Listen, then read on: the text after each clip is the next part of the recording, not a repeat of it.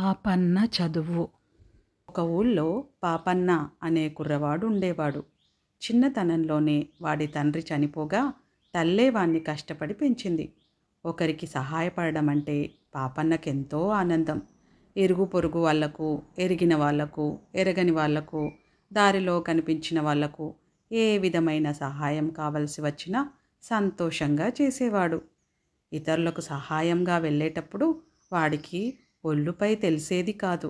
తన సొంత పనులు కూడా మర్చిపోయేవాడు. అందుచేత వాడు గ్రామానికంతటికీ జీతము భత్యము లేని నౌకరయ్యాడు. వాణ్ణందరూ పరోపకారి పాపన్న అని పిలిచేవాళ్ళు. అస్తమానం అందరికీ ఏదో రకమైన పనులు చేస్తూ ఉండడం వల్ల పాపన్న మంచి పనిమంతుడయ్యాడు. అదీకాక వాడి సహాయం పొందిన వారిలో కొంతమందైనా వాడి చేతిలో ఒక తినే వస్తువు, 2 రాగి డబ్బులు పెడుతూ ఉండేవారు. ఇదంతా చూసి వాడి తల్లి తన కొడుకు ప్రయోజకుడవుతాడని ఎంతో సంతోషించింది. కానీ రాను రాను పాపన్న పరోపకార బుద్ధి గొప్ప అనర్థంగా తయారైంది. వాడు రోజు నీళ్ల కోసం చెరువుకు వెళ్ళేవాడు. అక్కడ ఏ ముసలిదో ముసలివాడో ఈ బిందె కాస్త సాయం పట్టు నాయనా అని అడిగితే, ఎందుకులేండి మీ ఇంటికి నేనే పట్టుకొస్తాను అని తన బిందె అక్కడే వదిలేసి వాళ్ళ బిందెను వాళ్ళింటికి చేర్చి మరీ వచ్చేవాడు. ఈ ధోరణి చూసి తల్లి పాపన్నతో, ఎంతసేపు నువ్వే ఇతరులకు సహాయం చేస్తున్నావు కానీ ఇతరులు కూడా నీకు సహాయం చేయవద్దట్రా. తనకు మాలిన ధర్మం ఎక్కడైనా ఉంటుందా? నీ కష్టానికి ఏదో కొంత ప్రతిఫలం లేకపోతే ఎలా నాయనా అన్నది. వాళ్ళకే లేకపోతే పాపం మనకేమిస్తారమ్మా అన్నాడు పాపన్న. ఒక ఏడు ద్వాదశి నాడు ఉదయం పాపన్న తల్లి దోసెలు పాయసం చేయాలనుకుంది. ఆమె పాపన్నకు డబ్బులిచ్చి పప్పు, బెల్లము, యాలకులు తీసుకురా అని పంపింది. పాపన్న దుకాణానికి పోతుంటే కందారెడ్డి వీధి అరుగు మీద కూర్చొని ఉన్నాడు. ఆయన పాపన్నను చూడగానే, పాపన్న, కాస్త ఉపకారం చేసి పెట్టాలి. మా పని మనిషి రామి ఇంతవరకు రాలేదు. కాస్త దాని గుడిసెకు వెళ్ళి వెంటనే రమ్మంటున్నానని పిలుచుకురావాలి అన్నాడు. ఈ రామిరెడ్డి ఇండ్ల వాళ్లకు పాలు పోస్తుంది. ఉదయమే పాలు పితికి ఆ 2 ఇళ్ల వాళ్లకు ఇచ్చి కందారెడ్డి గారింట పనికి వెళుతూ ఉంటుంది. కానీ ఈరోజు పాలు పితకటం ఆలస్యమైంది. పాపన్న వచ్చి రెడ్డిగారు రమ్మంటున్నారు అని చెప్పే సమయానికి అప్పుడే పాలు పితకటం పూర్తి చేసింది. అవును నాయనా, ఇవాళ ఆవు మొండి ఎత్తడం చేత పాలు పితకడం ఆలస్యమయ్యింది. కాస్త ఈ పాలు వాడుక ఇళ్లకు చేర్చావంటే నేనిప్పుడే రెడ్డిగారింటికి బయలుదేరుతాను అన్నది రామి. ఇటు రామికి అటు కందారెడ్డి గారికి కూడా ఉపకారం చేసినట్టుంటుందని పాపన్న పాలు తీసుకుని రామి చెప్పిన 2 ఇళ్లకు అందించి వస్తుండగా నెత్తిన పెద్ద మూట పెట్టుకొని రొప్పుతూ రోజుతూ పురోహితుడు సుబ్బశాస్త్రులు ఎదురయ్యాడు. సమయానికి కనపడ్డావు పాపన్న, బరువు మొయ్యలేక చస్తున్నాను.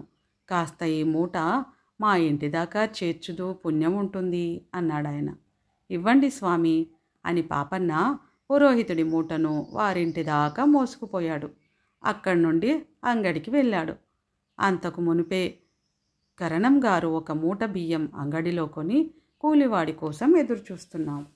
ఆయన పాపన్నను చూడగానే, నాయనా పాపన్న, కూలివాడు దొరకలేదు. కాస్త ఈ బియ్యం మా ఇంటికి చేరుస్తావా ఏమిటి? వంట సిద్ధమై ఉంటుంది. అన్నం తిని మరీ వెలుదువు కాని అన్నాడు.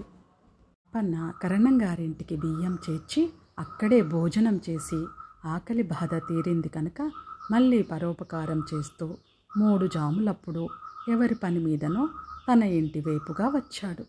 తల్లివాణ్ణి చూసి కేక పెట్టి పిలిచి, పొద్దుననగా వెళితివి, పప్పు బెల్లము యాలకులేవిరా అన్నది. ఇదిగో ఇప్పుడే వెళ్ళి తెస్తానమ్మా అన్నాడు పాపన్న. ద్వాదశి గడియలు దాటిపోయాక ఇప్పుడు తెచ్చి మాత్రం ఏం లాభం అంటూ తల్లివాణ్ణి గట్టిగా తిట్టింది. ఇది జరిగాక ఆమెకు పాపన్నను గురించి పెద్ద దిగులు పట్టుకున్నది. వాడి పరోపకార ధోరణిని ఈ విధంగా సాగనిస్తే వాడు ఎందుకు కొరగాకుండా చెప్తాడని అనుకుని ఆమె కాస్త తెలిసిన వారిని సలహా అడిగింది. మంచి గురువు దగ్గర చేర్చి చదువు చెప్పిస్తే పాపన్న బాగుపడతాడు, ఆ పని చెయ్యి అని పెద్దలు సలహా ఇచ్చారు. కోనంగిపురంలో ఒక గురువు ఉన్నాడు. పాపన్నను ఆయన దగ్గరికి పంపటానికి తల్లి నిశ్చయించింది. పాపన్న కూడా కొత్త చోటికి వెళ్ళి కొత్త మనుషుల మధ్య తిరగడానికి ఉబలాట పడ్డాడు. పాపన్నకు పనులు చేయటంలో అమితమైన ఆనందం ఉందని గురువు త్వరలోనే గ్రహించాడు. ఆయన 3 సంవత్సరాల పాటు పాపన్న చేత అంతులేని చాకిరీ చేయించుకొని అక్షర జ్ఞానం కలిగించాడు. ఆ పైన పరోపకారార్థం మిదం శరీరం, పరం పరోపకార్థం యో జీవతి సజీవతి, ఉపకార పరోధర్మ మొదలైన ముక్కలు వాడికి నచ్చేవి 4 చెప్పి, నీ చదువు అయిపోయింది, వెళ్ళిరా అన్నాడు. పాపన్న కథలు. 2వ కథ రాజసన్మానం. చదువు పూర్తయిందని గురువుగారు చెప్పారు గనక పాపన్న ఇక ఇంటికి బయలుదేరవలసిన సమయం వచ్చింది. కానీ ఒట్టి చేతులతో ఇంటికి వెళితే బాగుండదు అనుకొని పాపన్న రాజుగారి ఆస్థానానికి వెళ్ళి తాను చదివిన చదువును కాస్త ప్రదర్శించి ఏదో ఒకటి బహుమానం పుచ్చుకొని ఇంటికి పోతే కొంచెం ఘనంగా ఉంటుందని నిశ్చయించుకున్నాడు. పాపన్న రాజనగర్కు పోయే దారిలో ఒక అరణ్యం ఉంది. అతను ఆ అరణ్యంలో కాలిబాట వెంబడి నడుస్తుండగా ఎదురువైపు నుంచి పారిపోతున్నాడు, పట్టుకో పట్టుకో అన్న కేకలు వినబడ్డాయి. ఆ క్షణంలోనే ఒక యువకుడు తనకేసి పరిగెత్తుకు వస్తూ ఉండడం, వాణ్ణి 2 రాజభటులు తరుముతూ ఉండడము పాపన్న చూశాడు. యువకుడు జుట్టు చెదిరి బట్టలు చినిగి అనుమానించదగినవాడుగా ఉన్నాడు. వాడు రాజభటులకు చిక్కకుండా పారిపోతున్న నేరస్తుడని పాపన్న ఊహించాడు. అసలే పరోపకారి, అందులోనూ రాజదర్శనార్థం వెళుతున్నాడు. అందుచేత పాపన్న ఆ వచ్చే యువకుణ్ణి అవలీలగా పట్టుకుని రాజభటులకు అప్పగించాడు. వాళ్ళ యువకుడి నోట్లో గుడ్డలు కుక్కి చేతులు విరిచికట్టి పాపన్నతో, అయ్యా, సమయానికి వచ్చి సహాయపడ్డావు అన్నారు. మీరేమీ సంకోచించవద్దు, మీకు నా వల్ల ఇంకే సహాయం కావలసినా చేస్తాను అన్నాడు పాపన్న. అయితే వీడి పని పూర్తయినదాకా మా వెంటనే ఉండు. ఒకసారి వీడు మాకు చిక్కకుండా ఎలాగో కట్లు విడిపించుకొని మమ్మల్ని చావగొట్టి పరిగెత్తాడు. మీరు పట్టుకోవడం వల్ల మళ్ళీ వీడు మాకు దొరికాడు అన్నారు రాజభటులు. సరే అయితే పదండి అన్నాడు పాపన్న.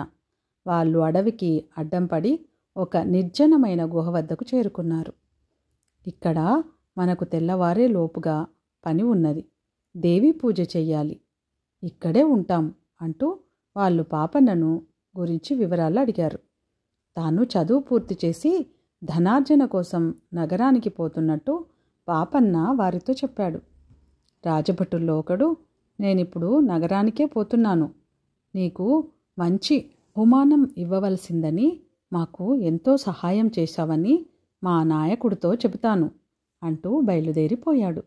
వాడు వెళ్ళిన కాసేపటికి 2వ రాజభటుడు, మా వాడు 2-3 గంటల దాకా రాడు, ఈ దుర్మార్గుడు చావ చితక కొట్టేశాడు, చాలా బడలికగా ఉంది, ఒక్క కొనుకు తీస్తాను, నీవు మాత్రం వీరిని జాగ్రత్తగా చూస్తూ ఉండు అని నడుం వాల్చి నిద్రపోయాడు.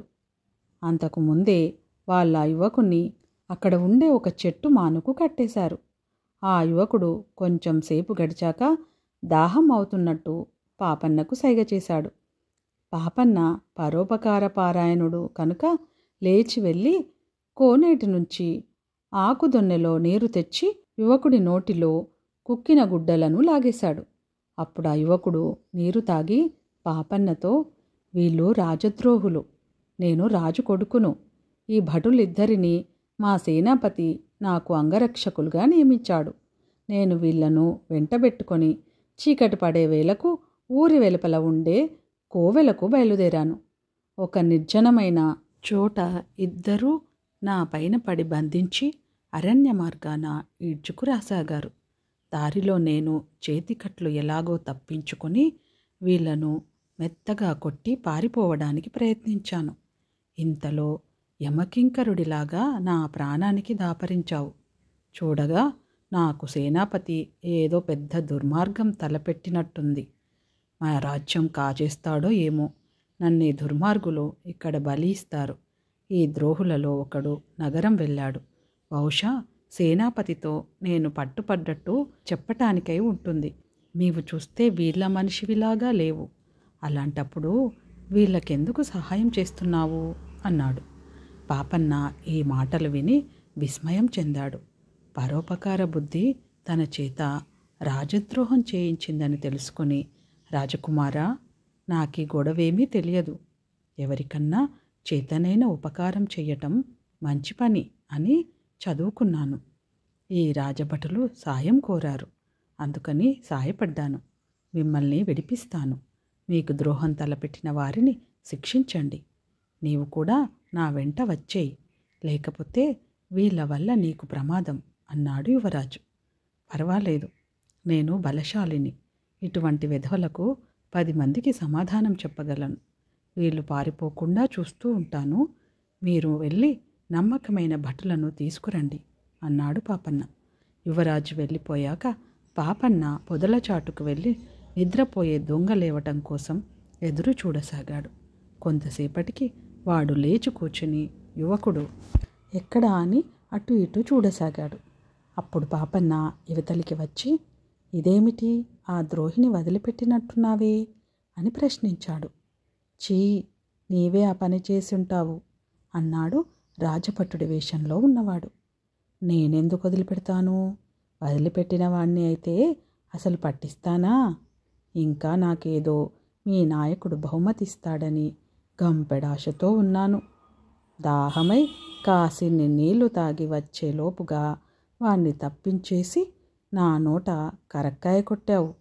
పారిపోతున్న వాణ్ణి పట్టుకున్నానంటే మీ నాయకుడు ఎలా నమ్ముతాడు? నీ తరహా చూస్తే రాజద్రోహిలాగున్నావు అని రాజభటుడిపైన నేరం మోపాడు పాపన్న. వాడు తెల్లపోయి, నేనేమీ ఎరగను, ఇప్పుడే నిద్రలేచాను. వాడు నువ్వు కలిసి పారిపోయారని కూడా అనుకున్నాను. వాడంతట వాడు ఎట్లా తప్పించుకుంటాడు? మా నాయకుడు వస్తే ఏమని చెప్పటం అని మదనపడ్డాడు. ఇంతలో మొదటి రాజభటుడు సేనాపతిని మరిద్దరు భటులను తీసుకొని అక్కడికి వచ్చాడు. ఏడి ఆ రాజకుమారుడి? తల నా కళ్ళ ఎదుట తెగితే చెరొక మాన్యం ఇచ్చేస్తాను అంటూ సేనాపతి అటూ ఇటూ చూశాడు.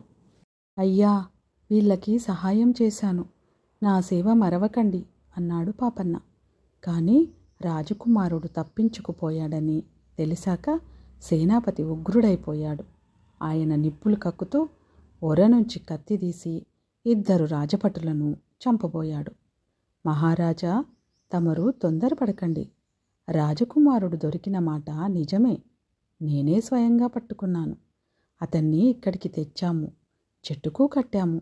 మీకోసం వీడు బయలుదేరే సమయానికి రాజకుమారుడు చెట్టుకు కట్టే ఉన్నాడు కనుక వీడిపైన ఆగ్రహించడం అన్యాయం. తరువాత ఈ రెండోవాడు కొంచెంసేపు నిద్రపోయిన మాట నిజమే. అది కూడా వాడి తప్పనటానికి లేదు. పాపం, వాని రాజకుమారుడు చచ్చేటట్టు తన్ని హూనం చేసి నాకనే పట్టుపడ్డాడు.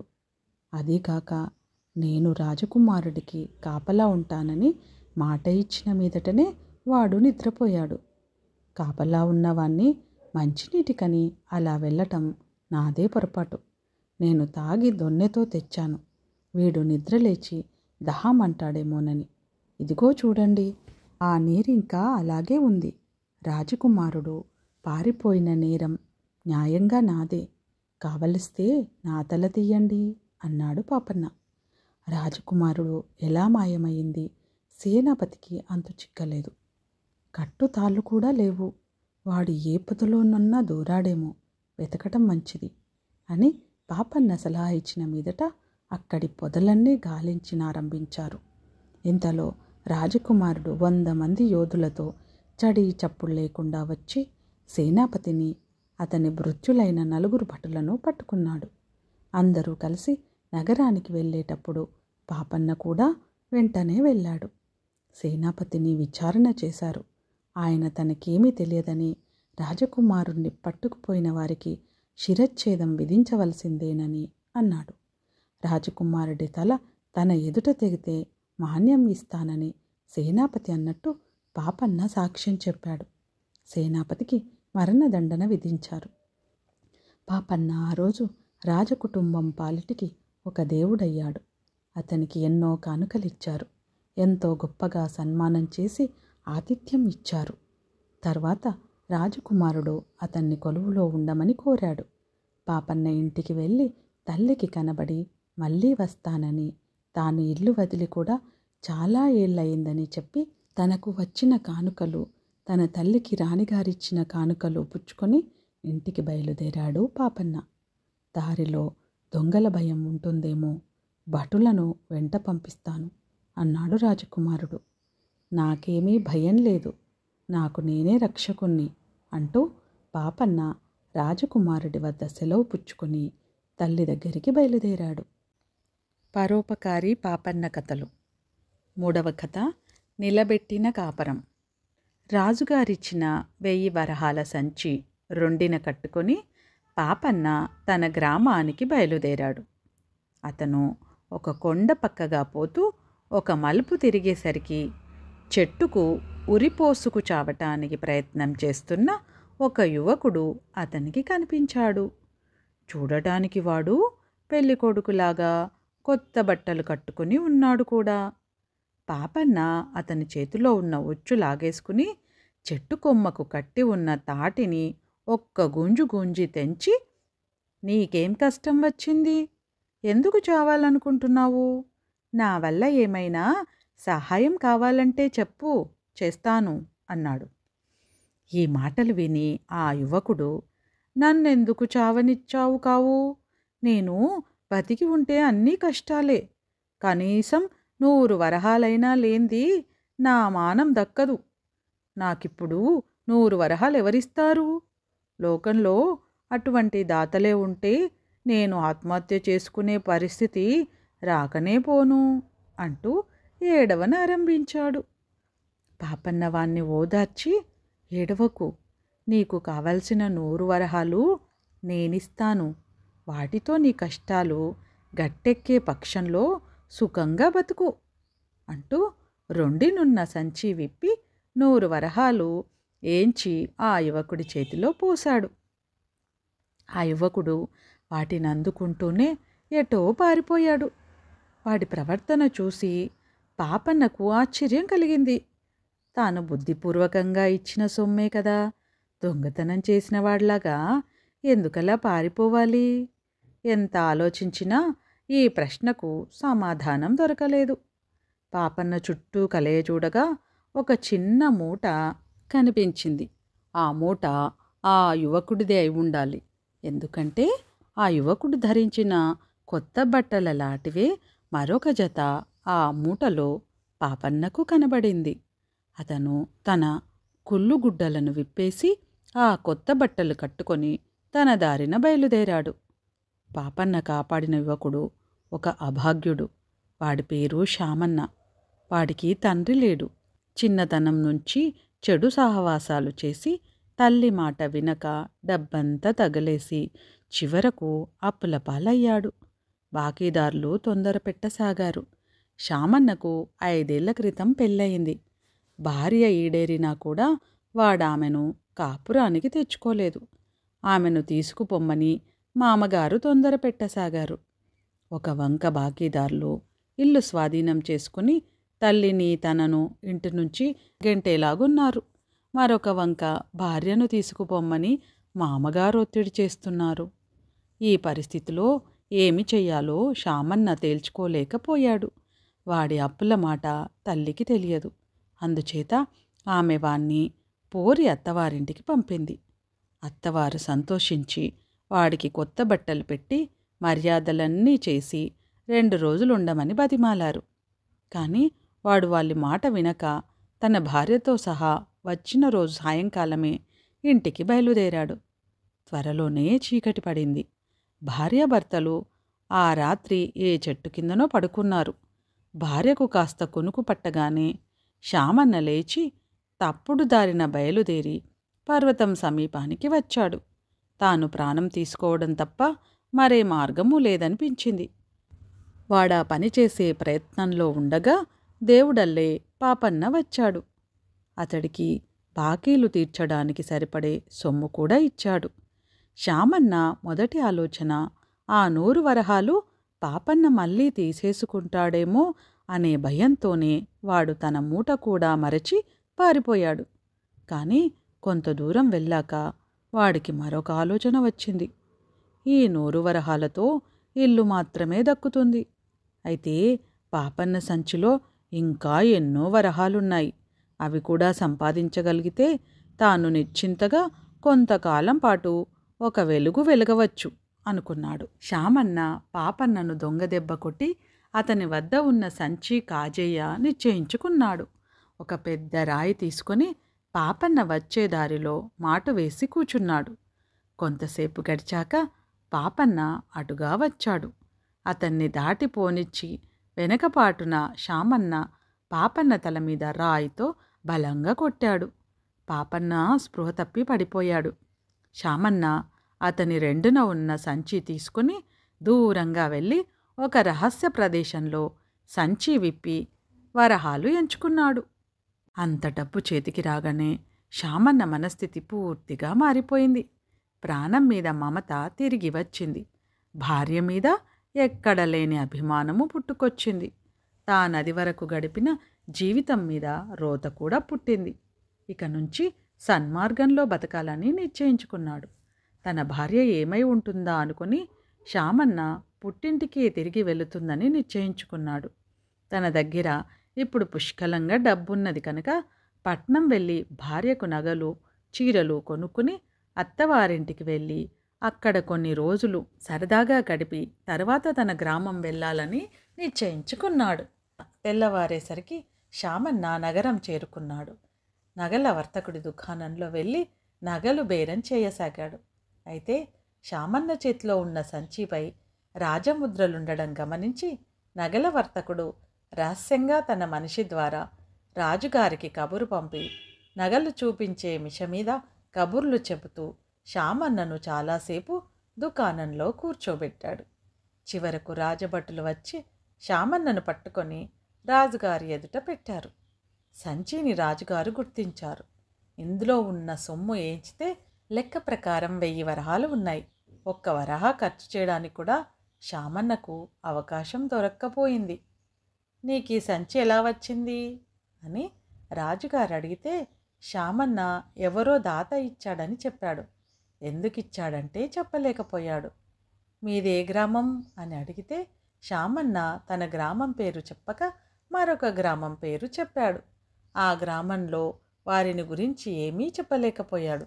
రాజుగారు అనుమానం మీద శ్యామన్నను ఖైదు చేయించి పాపన్న క్షేమంగా ఇల్లు చేరినది లేనిది తెలుసుకురమ్మని భటులను పాపన్నింటికి పంపాడు. ఈ లోపల అక్కడ శ్యామన్న భార్య పద్మ తన భర్త లేచి వెళ్ళిపోయిన కొద్దిసేపటికి నిద్రలేచింది. తన భర్త తననొంటరిగా వదిలి ఎటో వెళ్ళిపోయాడని నిశ్చయించుకున్నాక ఆమె శ్యామన్న ఊహించినట్టు పుట్టింటికి పోలేదు.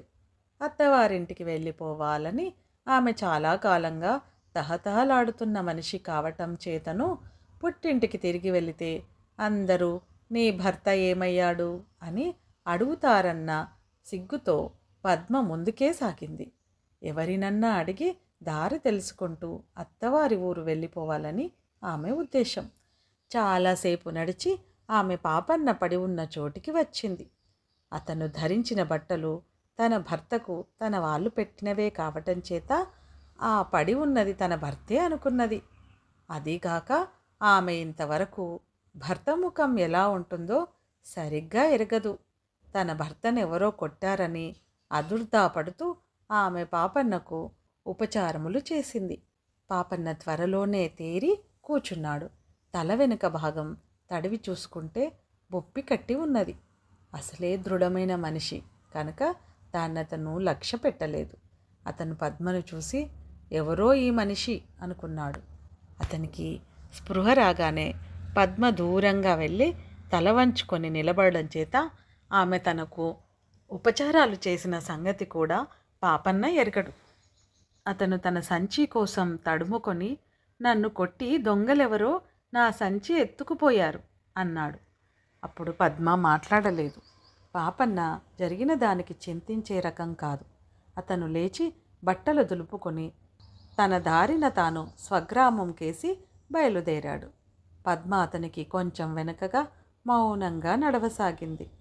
ఈ సంగతి గమనించి పాపన్న వెనక్కు తిరిగి, ఏమమ్మా, ఎవరు నీవు? నీకు తోడెవరూ లేరా?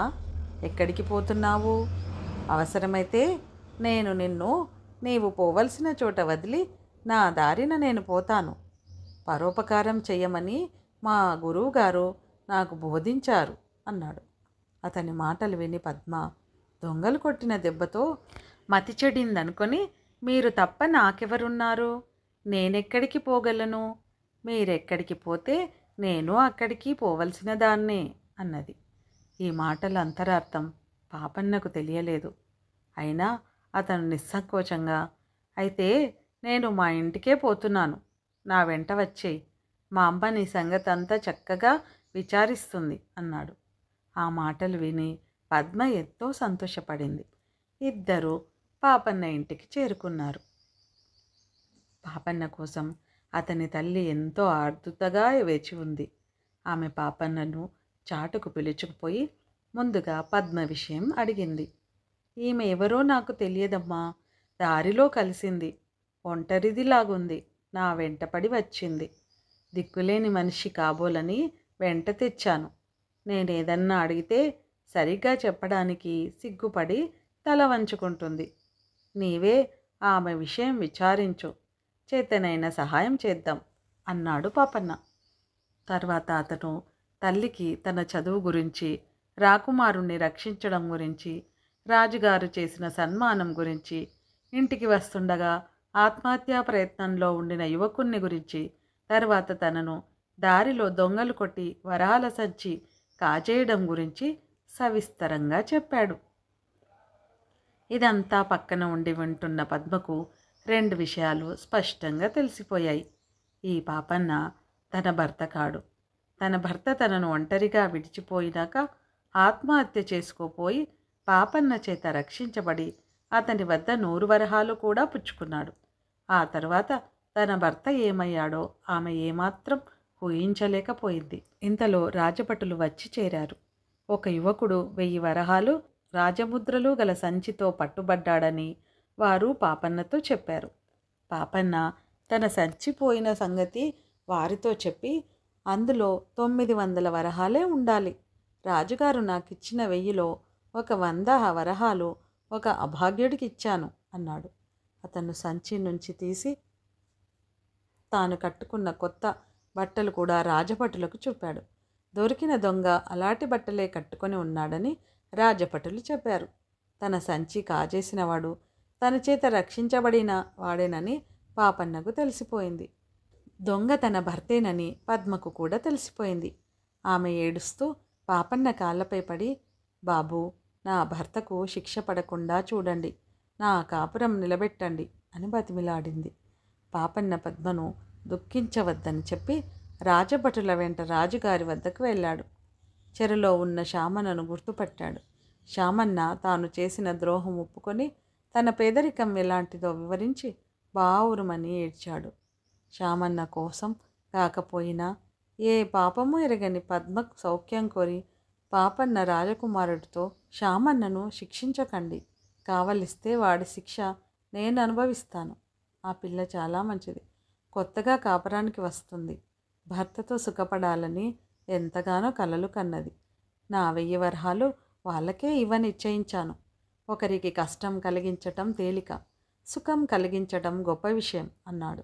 పాపన్న చెప్పిన మాటల ఫలితంగా రాజకుమారుడు శామన్నను శిక్షించకుండా వదిలిపెట్టడమే కాక అతను భార్యతో సుఖంగా కాపురం చేయడానికి తగినంత ధనం కూడా ఇచ్చాడు.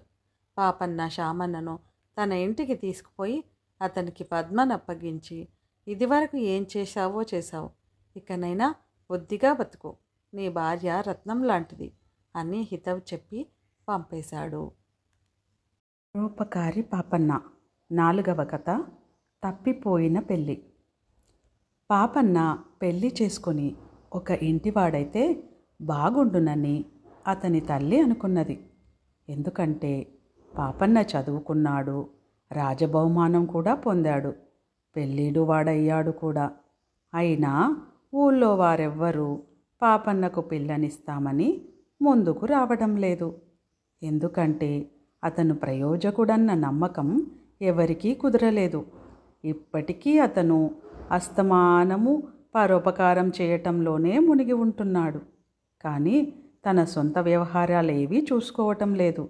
అసలు అతను ఇంట్లో ఒక్క క్షణం కూడా ఉండడు.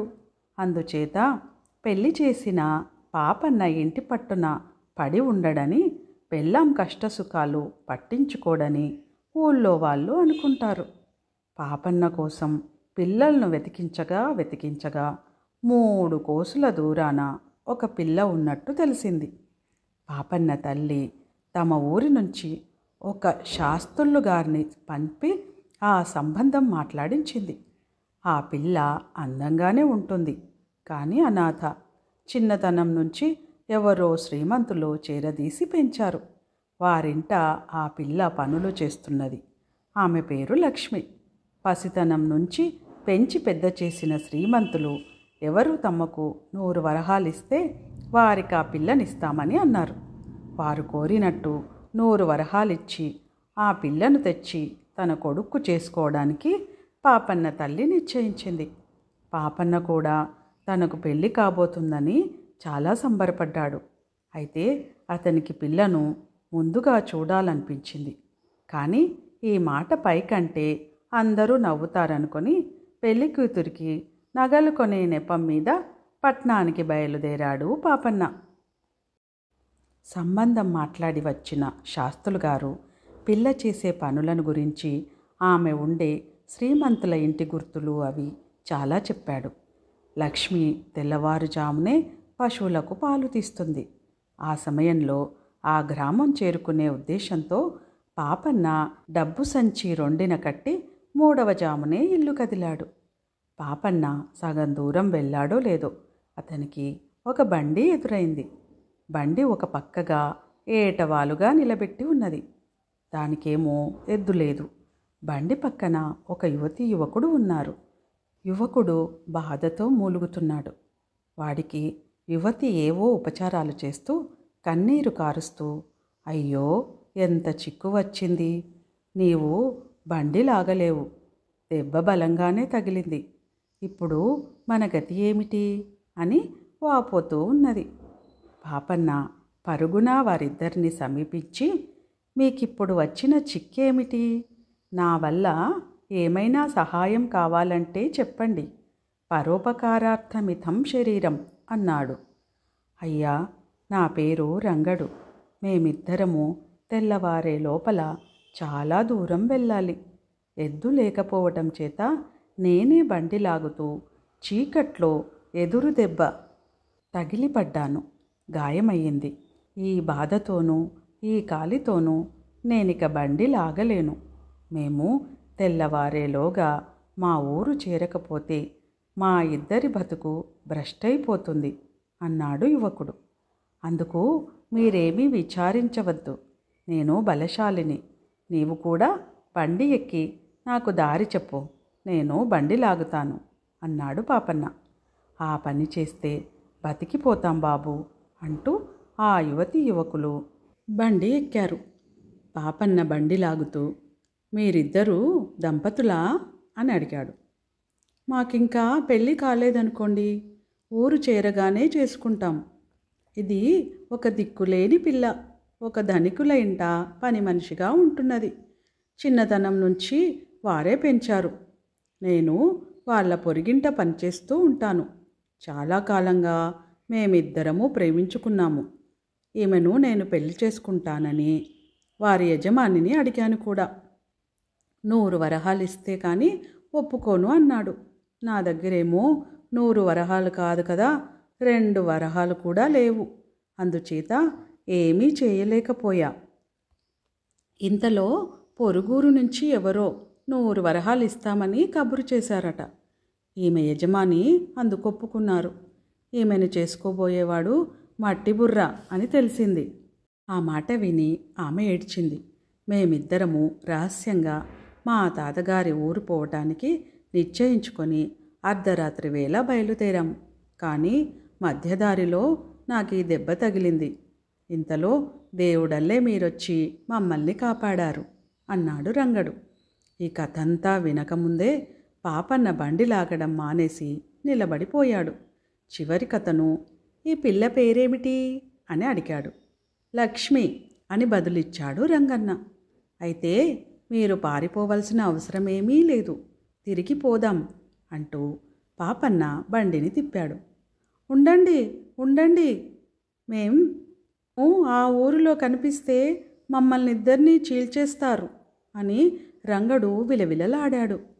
ఆ ధనికుడికి డబ్బివ్వకుండా లక్ష్మిని ఎత్తుకుపోవడమే అసలైన నేరం. హాయిగా డబ్బు పారేసి మహారాజులాగా పెళ్ళాడు అని బదులిచ్చాడు పాపన్న. నా దగ్గర చిల్లి గవ్వ లేదని లోగడే చెప్పాను కదా అన్నాడు రంగడు. నా దగ్గర డబ్బున్నది, నీకు కావలసిన 100 వరహాలు నేనిస్తాను, సరేనా అన్నాడు పాపన్న. వారు ముగ్గురు లక్ష్మి ఉండే గ్రామం చేరేసరికి తెల్లవారిపోయింది. లక్ష్మి పారిపోయిందని అప్పటికే తెలిసిన శ్రీమంతుడు ఉగ్రుడై పులిలాగా అటు ఇటు పచార్లు చేస్తున్నాడు. పాపన్న ఆయనతో, అయ్యా ఇదిగో 100 వరహాలు, ఈ రంగన్ని లక్ష్మిని పెళ్ళాడమనండి. 100 వరహాలు ఎవరిస్తే వారికి లక్ష్మిని ఇచ్చేస్తామన్నారట కదా అన్నాడు. నిజమే, కానీ లక్ష్మిని పాపన్న అనే అతనికిచ్చి చేస్తానని మాట ఇచ్చేశాను. రేపో ఎల్లుండో వారు పైకం తీసుకువస్తారు. లక్ష్మిని రంగడికిస్తే నేను మాట తప్పిన వాడనవుతాను అన్నాడు శ్రీమంతుడు. ఆ భయం మీకేమీ వద్దు, ఆ పాపన్నని నేనే. పాపం వాళ్ళిద్దరూ చాలా కాలంగా ఒకరికొకరు ప్రేమించుకున్నారట. నేను ఈ పిల్లను కాకపోతే మరొక పిల్లను చేసుకుంటాను అన్నాడు పాపన్న. రంగడు లక్ష్మి పాపన్న కాళ్ళపైన పడి మట్టి బుర్ర అన్నందుకు క్షమాపణ చెప్పుకున్నారు. పాపన్న యొక్క పరోపకార బుద్ధి చూడిచినాక శ్రీమంతుడికి డబ్బు తీసుకోవడానికి చేతులు రాలేదు. నాకు డబ్బు అవసరం లేదులేండి, వాళ్ళిద్దరినీ పెళ్లి చేసుకోమని చెప్పండి అన్నాడు ఆయన. అదేం మాట, మీకు ఈ డబ్బు ఇవ్వలేకనే వాళ్ళిద్దరూ చాలా శ్రమపడ్డారు, డబ్బు తీసుకోండి అన్నాడు పాపన్న. శ్రీమంతుడు అప్పుడు ఆ డబ్బు తీసుకుని లక్ష్మి చేతికి ఇచ్చేశాడు. వారిద్దరికీ పెళ్లి చేయించి పాపన్న ఆ రోజే తన ఇంటికి వచ్చేశాడు. పరోపకారి పాపన్న కథలలో చివరి కథ పెళ్లిగండం. ఎంతో శ్రమపడి కుదిర్చిన సంబంధం కాస్త తప్పిపోయినందుకు పాపన్న తల్లి చాలా విచారించింది. ఆమెకు కొడుకు మీద కోపం కూడా వచ్చింది. నీకెప్పుడూ ఇతరుల చింతే తప్ప నీ చింత లేకపోయే, అందుకే నీకెవరూ పిల్లనివ్వరు. ఆఖరుకు డబ్బు పోసి పిల్లను కొనుక్కుందామనుకుంటే ఆ పిల్ల ఇంకెవరినో ప్రేమించిందని పరోపకారం పేరుతో డబ్బును పిల్లను కూడా పోగొట్టుకుంటివి. ఎలారా నీతో అన్నదామె. అమ్మా, పరోపకారం కన్నా పెళ్ళెక్కువా? ఒక్కనాటికి కాదు, పరోపకారార్థమిదం శరీరం అని మా గురువుగారు రోజూ అనేవారు. కాకపోయినా కొనుక్కు తెచ్చుకున్న పెళ్ళాంతో ఏం సుఖపడతాను?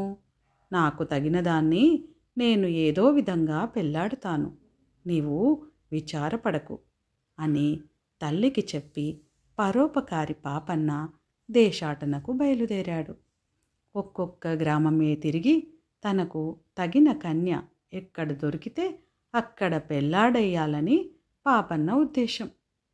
రోజుల్లా ప్రయాణం చేసి పొద్దువాలే సమయానికి పాపన్న ఒక గ్రామం చేరాడు.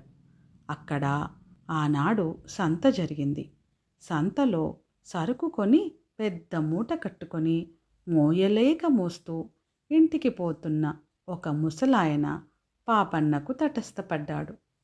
ఆ మూట ఇలా ఇవ్వండి, మీ ఇంటి దాకా పట్టుకొచ్చి పెడతాను అని పాపన్న ముసలాయనతో అన్నాడు.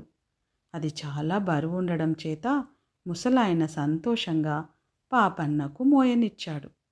ఇద్దరూ ముసలాయన ఇంటికి చేరేసరికి పొద్దు వాలిపోయింది. ఇక నేను వెళ్ళి వస్తాను, సెలవిప్పించండి. పై గ్రామం ఎంత దూరంలో ఉందో ఏమిటో అన్నాడు పాపన్న. తొందర పని ఏమీ లేకపోతే ఈ పూటకు మా ఇంట ఉండి తెల్లవారిన తరువాత వెళ్ళవచ్చునే, చాలా పొద్దుపోయింది అన్నాడు ముసలాయన. పాపన్న అందుకు సమ్మతించి ఆ రాత్రి అక్కడే భోజనం చేసి బయట అరుగుపైన పడుకొని వెంటనే నిద్రపోయాడు. ఆ ముసలాయన ఇంట ఒక విధవ కోడలు, పెళ్లి కాని మనవరాలు ఉన్నారు. మనవరాలు 16 ఏళ్ళు, పేరు మీనాక్షి. ఆ పిల్లకు పెళ్లి కాకపోవడానికి కారణం ఉన్నది. ఆమె జాతకం చూసిన జ్యోతిష్కులు ఆమెకు వితంతువయ్యే యోగం ఉన్నదని, ఆమెను పెళ్లి చేసుకున్నవాడు తప్పక చనిపోతాడని చెప్పారు. ఈ సంగతి చుట్టుపక్కల ఊళ్ళకు కూడా తెలిసిపోయింది. అందుచేత మీనాక్షి అందమైన పిల్లే అయినప్పటికీ ఆమెను చేసుకోవడానికి ఎవరూ సాహసించలేదు. అదీకాక ముసలాయనకు కూడా జాతకాలలో పూర్తి నమ్మకం ఉండడం చేత ఆ పిల్ల కోసం ఎక్కడా సంబంధాలు కూడా వెతకలేదు. పిల్ల పెళ్లి భారమంతా దైవం మీద వేసేసి ఆయన చేతులు కట్టుకు కూచున్నాడు. ఇలాంటి పరిస్థితిలో గోరు చుట్టుపై ఒకటి పోటన్నట్టుగా రాజుగారు ఒక శాసనం చేశారు. 16 ఏళ్ళు నిండి పెళ్లి కాకుండా కన్యలను ఉంచరాదు. అలాంటి కన్యలెక్కడైనా ఉంటే గ్రామాధికారులు వారిని తమకిష్టమైన ఎవరికో ఒకరికిచ్చి బలాత్కారంగా పెళ్లి చేసేయవచ్చు.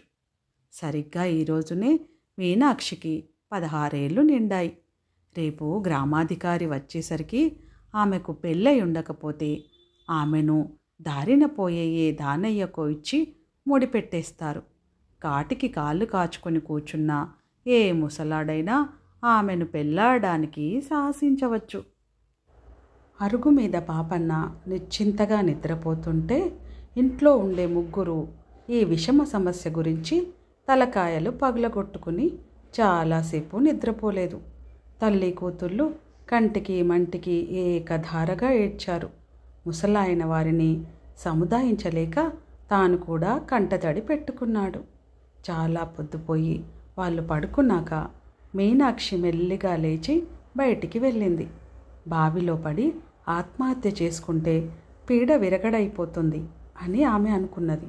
మీనాక్షి లేచి వెళ్ళటం తల్లి గమనించి వెనకనే వెళ్ళి బావిలో పడబోతున్న కూతుర్ని పట్టుకొని, తోడు లేకుండా ఒక్కతివే బావిలో ఎందుకు పడతావు తల్లి, పడితే ఇద్దరము పడదాం అని గొల్లుమన్నది. వీళ్ళిద్దరూ ఏడుస్తూ మాట్లాడే మాటలకు పాపన్న కాస్త లేచి కూర్చున్నాడు. బావి దగ్గర 2 ఆడవాళ్లను చూశాడు. వాళ్ళు బావిలో దూకడానికి పోటీలు పడటం విన్నాడు. గబగబా అతను వాళ్ళ దగ్గరికి వెళ్ళి, బావిలోకి దిగాలంటే నేను దిగుతాను, మీ వల్ల ఏమవుతుంది, ఇంతకు బావిలో ఏమన్నా పడిపోయిందా ఏమిటి అని అడిగాడు. ఈసరికి ముసలాయన కూడా లేచి బయటికి వచ్చాడు. ఆయన పాపన్నతో తమకు వచ్చిపడిన సమస్య గురించి వివరంగా చెప్పి, నాయనా, మాకు వచ్చిపడిన కష్టం ఒకరు ఆర్చేది తీర్చేది కాదు అన్నాడు. ఇందులో కష్టమేముందండి, కావలిస్తే నేను మరొక పూట మీ ఇంటనే ఉంటాను.